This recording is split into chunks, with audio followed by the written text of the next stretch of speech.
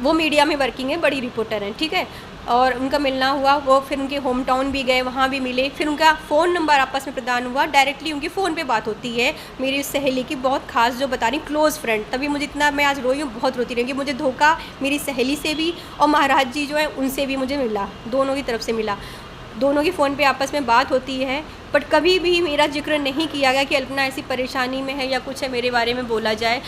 महाराज जी भी जानते हैं, पर्चा बनाते हैं, पूरी दुनिया का उनको ज्ञान हो जाता है। क्या उन्हें नहीं पता चला कि जिस सहेली से वो मेरी बात कर रहे हैं वो अंदर ही अंदर मुझसे इतना ज्वेलस है, वो जलती है, तभी तो उसने कभी मेरे बारे में बात नहीं की, मेरी फैमिली के बारे में कोई बात नहीं की। मेरा भैया मेरी आंखों के सामने गया, मेरी मम्मी गई, मेरी पापा चले गए, सब चले गए, आज मैं भी रो रही हूँ, तड़प रही हूँ मैं। क्या मेरे बारे में जरा सी भी नहीं है? मतलब इंसानियत नाम की चीज़ ख़त्म हो गई है, बिल्कुल दया नहीं है। हमें लगता है महाराज जी भी बहुत निष्ठुर हो गए, उनके अंदर भी दया नहीं है। मेरी उस सहेली के पास क्या कमी है? इतने पैसे से सेटल है, इतना जॉब है, पूरी फैमिली है, हस्बैंड है, उसका बेटा है, आपको उसकी चिंता, ये उनसे बात करते, पर मैं वहाँ पे धक्के खा रही हूँ। मुझे क्या मिला? मेरे को वीआईपी ट्रीटमेंट की आदत है। एक टाइम पे मैं मीडिया में वर्किंग थी, as a journalist post beat में थी। मैं मोस्टली जो इंटरनेशनल मैच होते थे दिल्ली में या आईपीएल होते थे, मैं उसमें जाती थी, तो मुझे भी वीवीआईपी ट्रीटमेंट की आदत है। मैं बड़े से बड़े प्लेयर से मिली हूँ, वीवीआईपी से बड़े जर्नलिस्ट मुझे जानता था बाई फेस बाई नेम।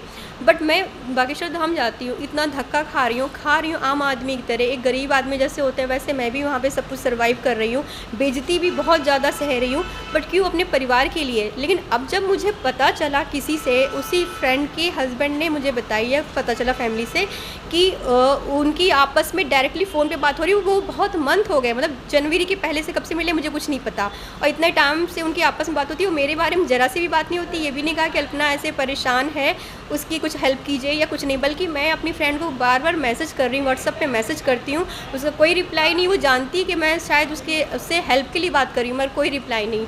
मैं ये कहना चाह रही हूँ कि प्रेमानंद जी महाराज हैं और अनुरुद्धाचार्य जी हैं, वो कहते हैं लड़कियों के कैरेक्टर के बारे में बात बोली। ये बताइए, मैंने तो सारा सब कुछ फॉलो किया जितना कर सकती थी। नोएडा और दिल्ली जैसे शहर में रहने के बावजूद भी जितना कर सकती थी, मैंने कोई बॉयफ्रेंड नहीं बनाया, मैंने अपनी कोई लिमिट्स क्रॉस नहीं की। उसके बाद आज मुझे क्या मिला? धोखा और धक्के के अलावा मुझे क्या मिला है? पर जो लड़कियां बहुत प्रैक्टिकल होती हैं, कैरेक्टर को कोई वो अहमियत नहीं देती, आज उनके हाथ में सारा पावर है।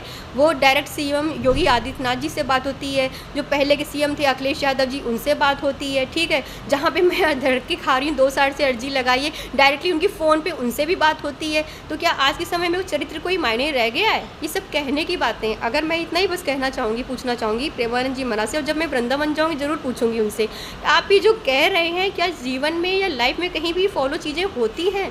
भगवान के दरबार में फॉलो नहीं होती तो अदर